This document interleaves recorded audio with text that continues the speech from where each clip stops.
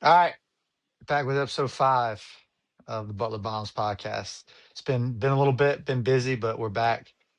Had a lot of compliments over the last month. People starting to watch it. We're gaining some traction, posting on social media and stuff. So it's good to see people like our stuff. So today we're going to talk about a controversial one. It should be good. Um, are parents hurting or helping their kids' development and just uh, their whole situation in general? So this should be fun. What do you think? Yeah, and we're not obviously trying to tell you how to parent your children, but from a player's perspective, try to create less confusion and false realities through this information. For sure. Full disclosure too. Our parents are perfect on both of our teams, right? So we're not talking about certain people, but no, in all seriousness, we've been lucky. We've had good parents. I haven't had really any, real bad experiences, knock on wood. But you're lucky if you have good parents, and they trust you and they let you do your thing without questioning everything you do, because I've heard of the opposite. So we'll get going. So just to open it up, and I'll say something on this and you can respond. But um I think whether parents are helping or hurting kids, it's kind of funny, because whether you're doing either one of those, the intentions are always good, right? Like a parent, I don't know a parent whose intentions are bad, like they're trying to hurt their kid, right? um it's just everybody's wired a little bit different, and everybody comes from a different background, and everybody has a different perspective based on where they come from, their experiences, their kids experiences, right? So you got to look at it like that. But like, this is not like a podcast where we're going to talk about like, oh, like these parents are out to hurt their kids, or hurt the people around them or the coaches, right? Everybody's intentions are good, right? And also everybody does the same thing, right? If you look at like the process of the whole thing, right, whether it comes to you know lessons or your team, right? Everybody's kids are pretty much doing lessons. Most kids show up to practice, they go to games, right? They do all the stuff needed in the off season. Like, so everybody's doing the same thing. So it's not what they're doing, it's how they're doing it, right? If everybody's doing the same thing, right, it's really how they're going about the process. Yeah, I mean, obviously, you said it well. Parents are trying to get their kids to do the right thing, whatever that perspective is, right? But if you're telling them to do these things, you're controlling what they do, and they don't really have an option, it's actually hurting them in the future when they have to branch off and actually make decisions on their own, fail, learn from failure, and that's how a kid actually succeeds. Yeah. So pretty self-explanatory here. We're gonna explain how a parent hurts a kid and how they help a kid. They're pretty much super simple. So let's start with how a parent can hurt development. Really, we called the episode "How does a parent hurt development?" But just development or situation as a whole, right? Whether that's playing time or a part of a team. So I think we'll go over two root causes, and we're not gonna go like and say, hey, like if you did this, this is bad. Like if you said this, this is bad, right? We're gonna get down into the weeds of like the root cause of it, right? Which then can spread to a bunch of different things that you are common that people do that are frowned upon, right? Like, we're not gonna like talk about super specific things like, oh, a dad talks over a coach in a lesson, right? When that's not the goal here. The goal is to hit the root cause, right? And I think the first one, and an important one is, and I'm going to kind of blend two together. I think one of it is control disguised as care as a parent, and then from that, there's a lot of information that is given from the parent that doesn't have very good context, right? So like, every parent obviously wants their kid to do the best, right? And they have they have a way they want the kid to do it, right? And right, but the caring for the player is really control, right? So like for the control disguised as care, like a lot of the parents want to make all the decisions for the kids. And like I understand that when they're young, there's a lot of decisions come through the parents, right? But you know, making every decision for them in regards to, you know, what they're going to do leading up to practice, how they're going to go about it, you know, all of the stuff that goes into when a kid, you know, not only is at practice or at a game or at their development, but before and after, right? A lot of times the kid just feels like it's routine, right? They kind of show up without even thinking of anything, right? And it's more the parent again communicating, decision making, kind of leading the front of what's going to happen, you know, leading up to whatever's happening during the situation, whether it's a lesson or a game or practice, and then after. So um, again, it's really it's a control thing. That's again, they care, but they can't find that middle line, right? So um, yeah, what do you think? Yeah, I mean, control disguised as care can mean different things in a lot of different examples. But a good one would be, I know we've talked about it in previous episodes that you want to find a place that you can play on, that your kid can play, and therefore get experience, and therefore get out in front of college coaches and get recruited, right? But if you're always bouncing around team to team, finding a lesser team so your kid can start and be the top player, that kid never really understands what competition is, right? They go throughout their whole middle school, high school career being the top player on their team, never having to compete against anybody, never really truly having to dig deep, right? And that just doesn't help the kid when they get to the next level. Any college level, we've talked about this before as well. JUCO, D2, D3, D1, right? Any of those college programs, college levels, there's somebody that is the exact same skill level as you, right? So that's just one thing that you kind of controlled the way their recruiting process went, how their high school went, right? Make sure they get experience, make sure they play, make sure that they're the best player on the team. But it can hurt the player because they never really understand what competing on the same team looks like. And that's very important at the next level.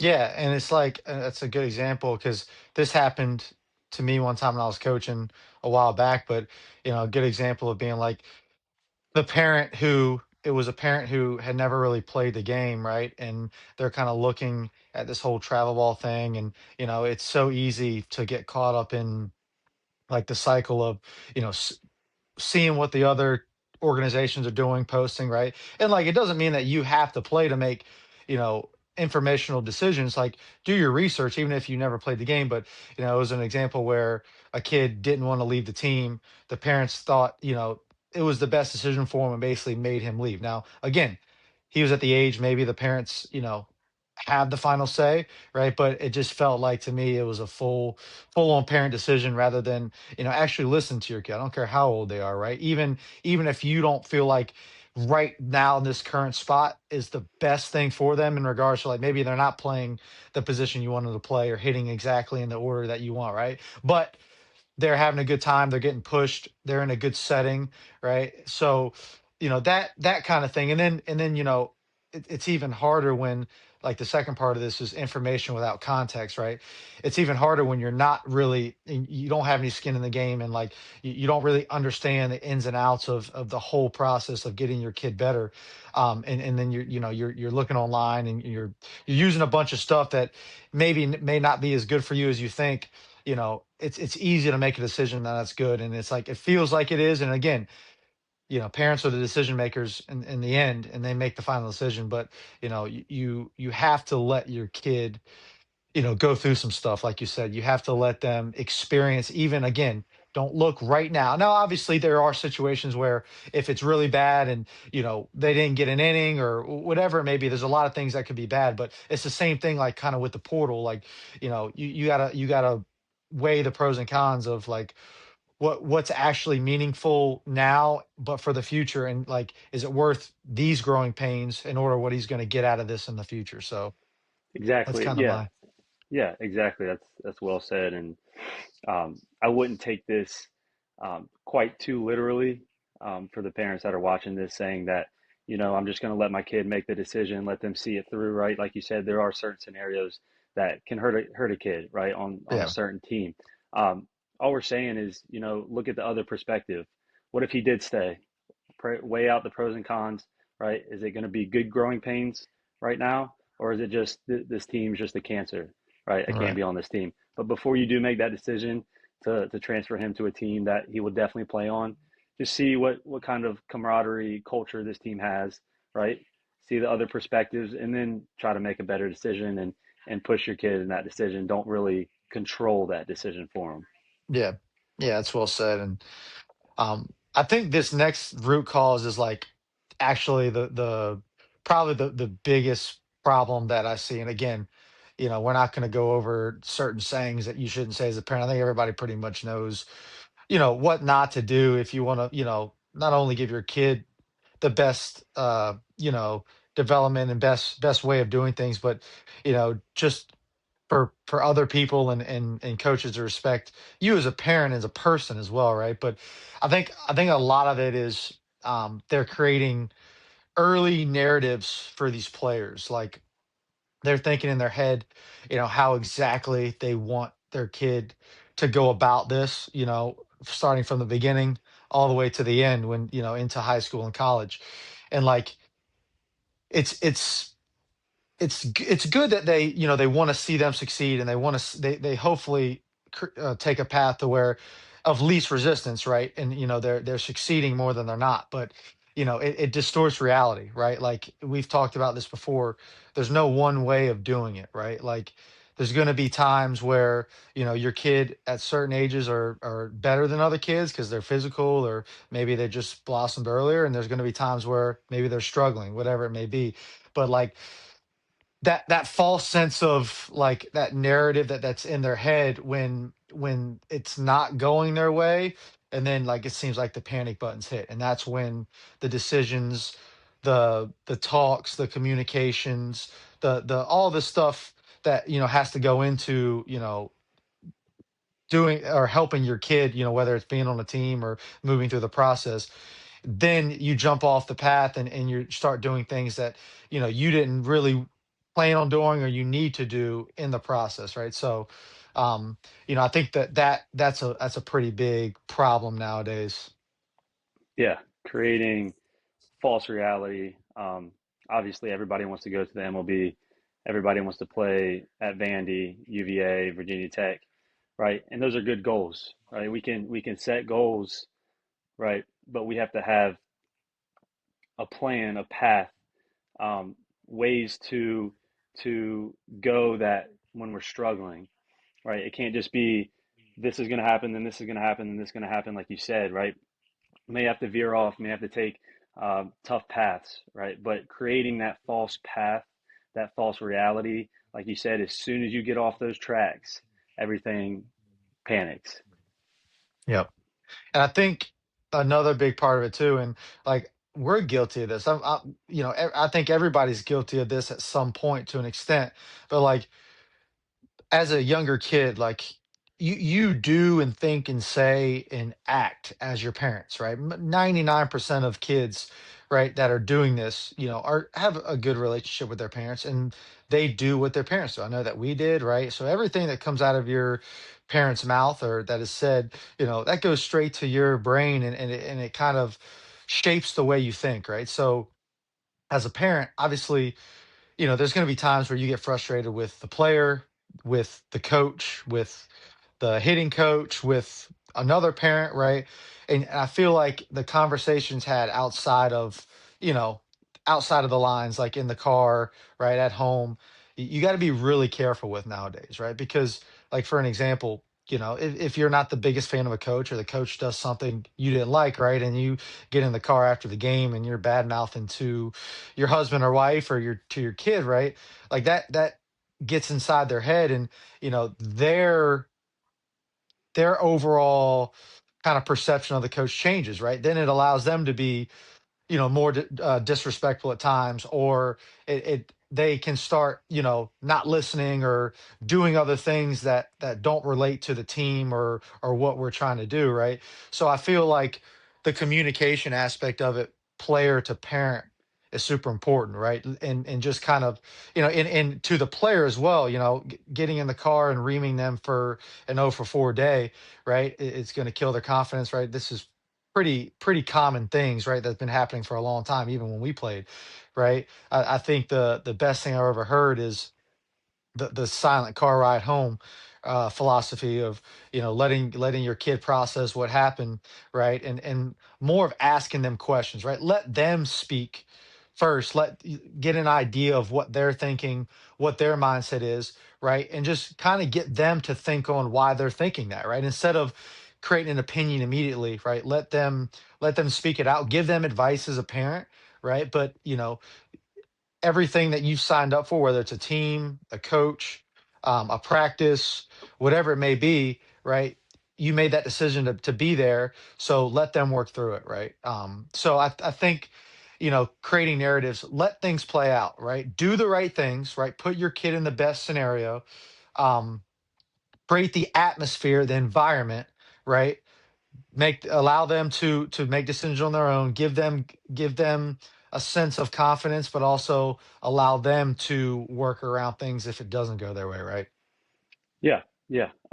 Another thing that we didn't really touch on that I think can also create self-doubt and some disbelief in a player, right? If you start kind of comparing them to the best player on the team, right? There are examples out there, there are leaders out there are kids out there that you admire and you want your kids to follow in that path, right? But really hounding that into a player's head, right? What did so and so do? What did Johnny do today? Johnny did this, Johnny did that, and look what he did, right? That just kind of, I know you're trying to get them to follow a good example, to be a better player, a better person, but that also creates self doubt in the player's head, right? They will Right. start to really compare themselves. And when they're not doing what Johnny did, whether he's older or more physical, more skilled, it's just not healthy when in a player's process, right? Like we've talked about before, it's different processes for different people. People bloom different times.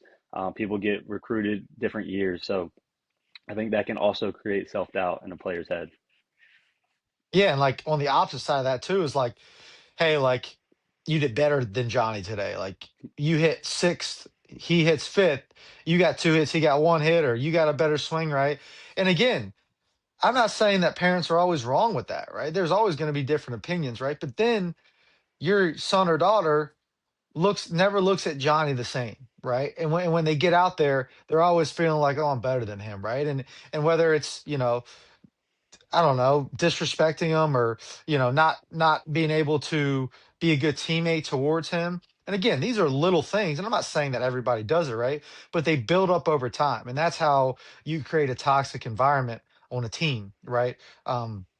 So just again, these are the roots, right? And I don't believe all parents do this, but we're all guilty of being upset and letting emotions get the best of us and saying something we don't want to say, right? Even if you're not happy and the kid's not happy, right? Again, create questions, create topics to talk about. Let the kid start the conversation, right? And if he starts to get toxic or she starts to get toxic, you feel like they're not in the right mindset, right? Give them advice to get back in the right mindset.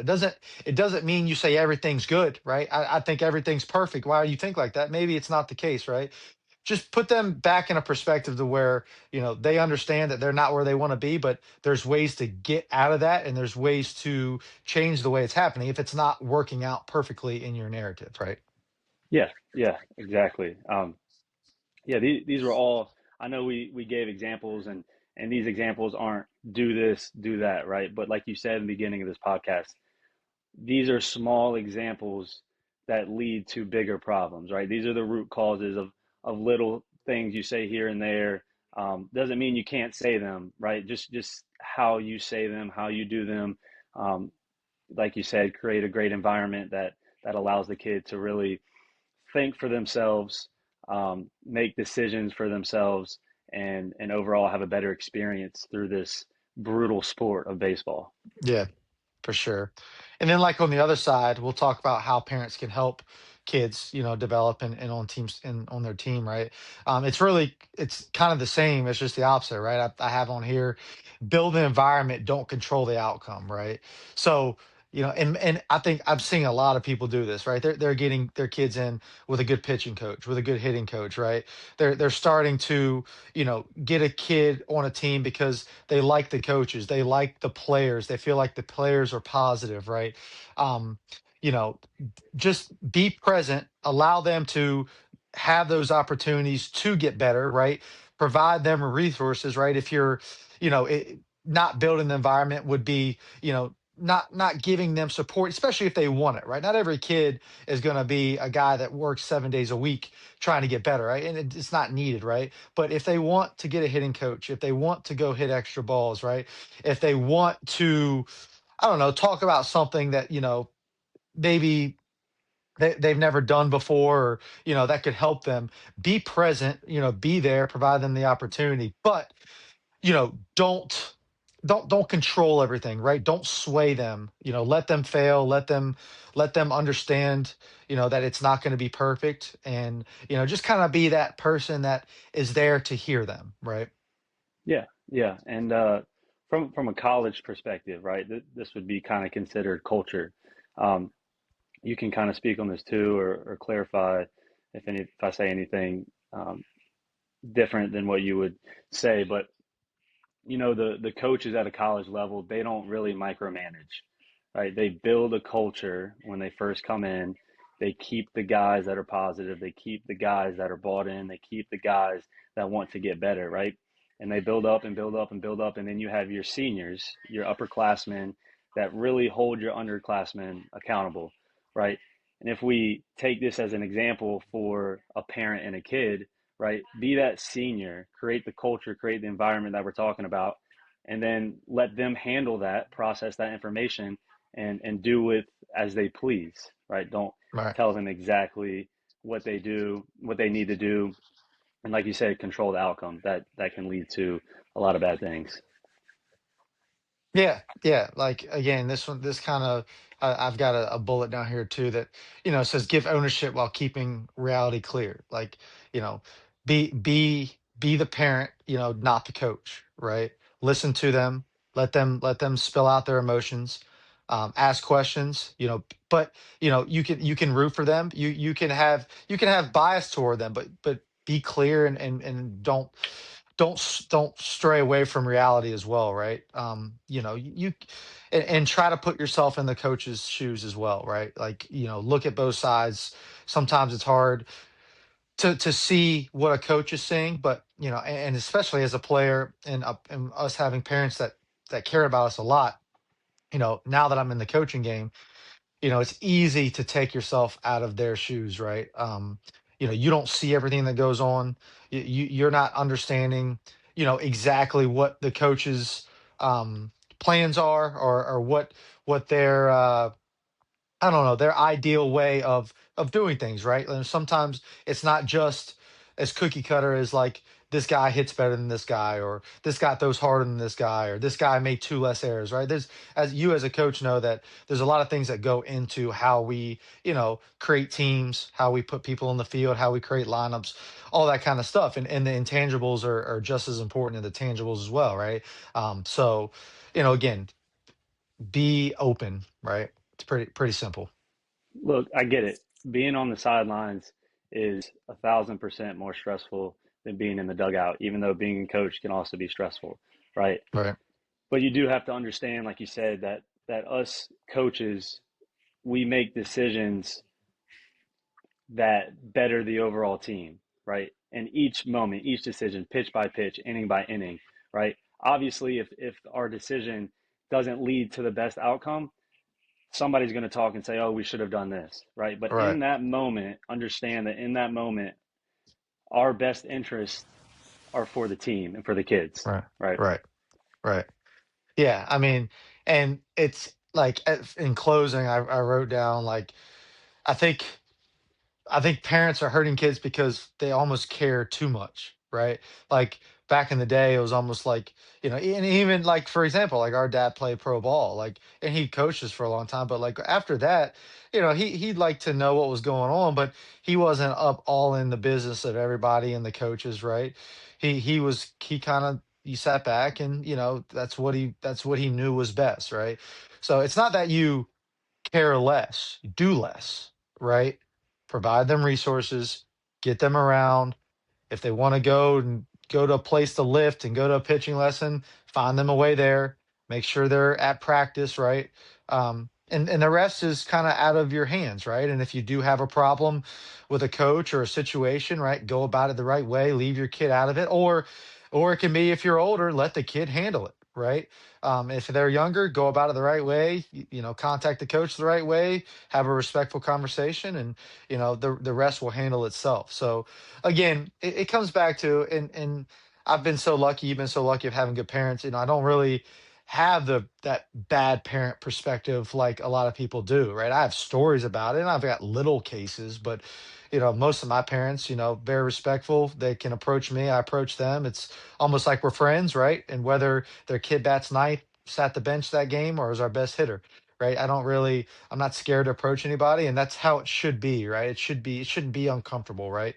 And if it is, right, address it early, and that way it can be handled. Whether that's the coach looking at it from a different perspective, or both parties looking at it from a different perspective, right?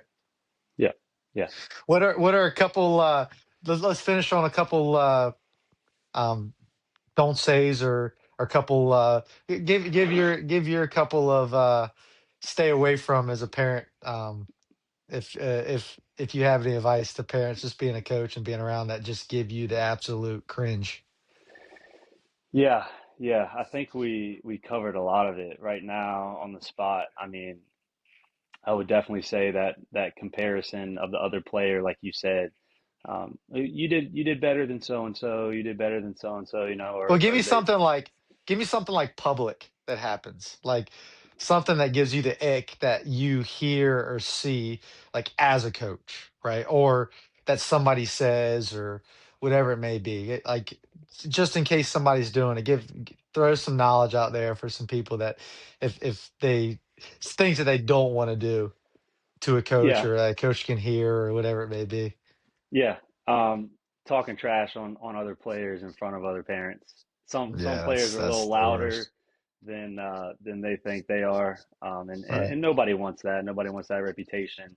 Right. Nobody wants the parent understands that his kid just struck out.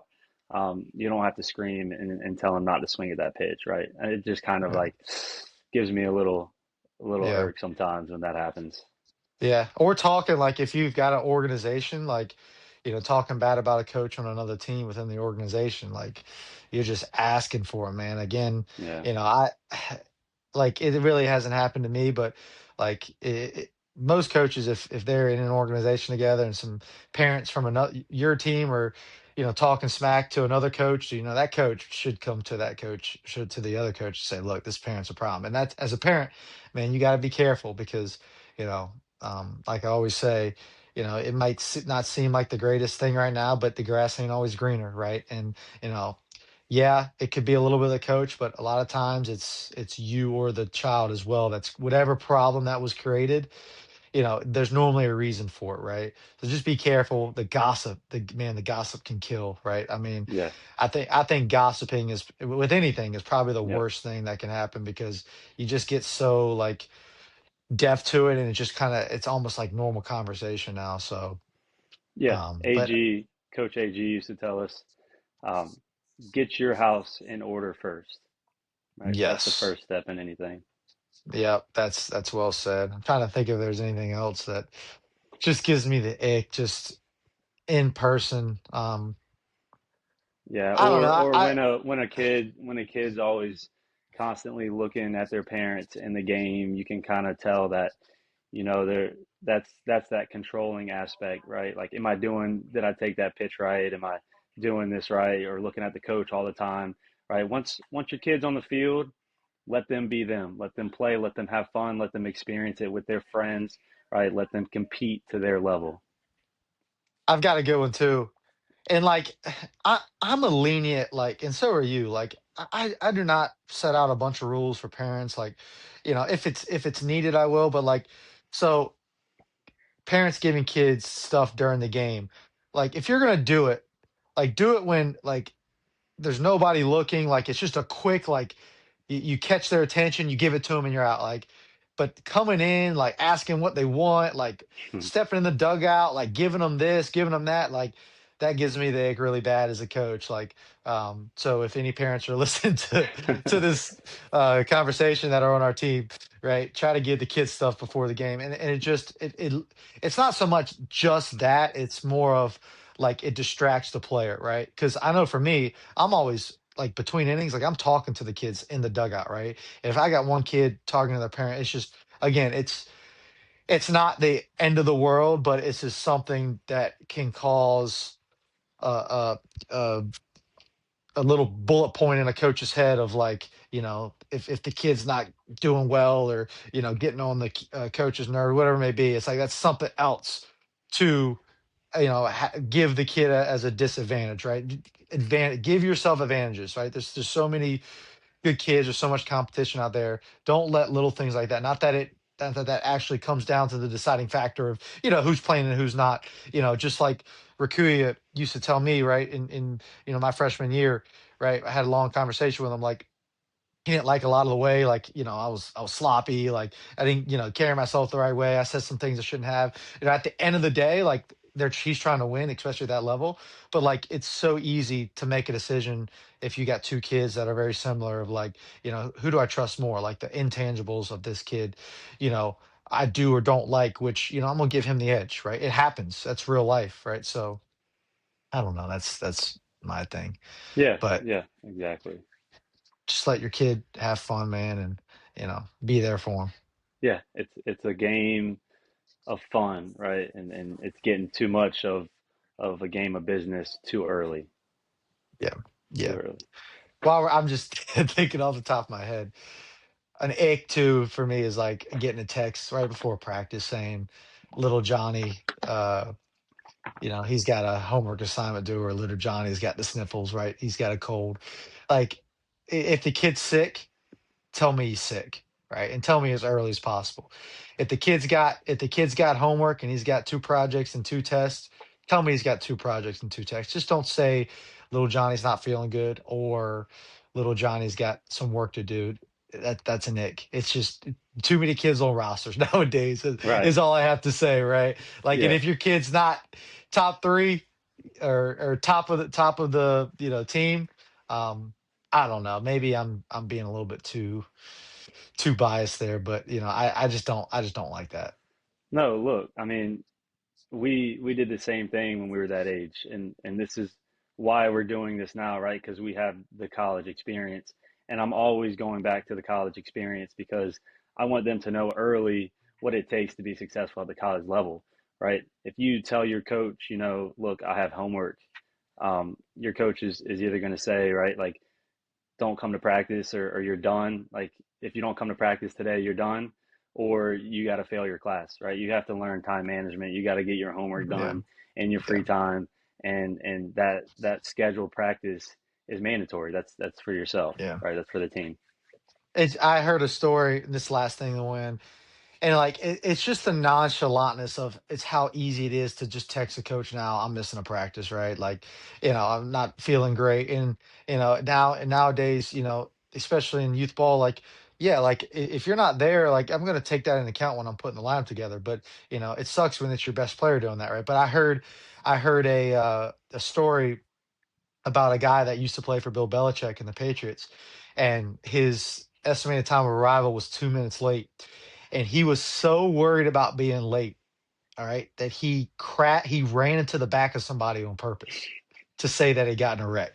Okay, when I heard that story, it sounds absolutely insane, right? Just silly, but at the same time, it's like that's how much like of a force factor that Bill Belichick was, and that's how serious it was. And you know, he wanted them on time, and people were that scared to show up late. And it's like, do I want that? No, like it's youth baseball, and but could I use that kind of urgency? Like, could it be like, hey, you're not feeling good, like, yeah, push through this, right? If if you get really sick after this, maybe we'll figure out next time. We'll be more careful. But maybe the sniffles is not going to be a flu coming up. Maybe it's just you're a little run down, right?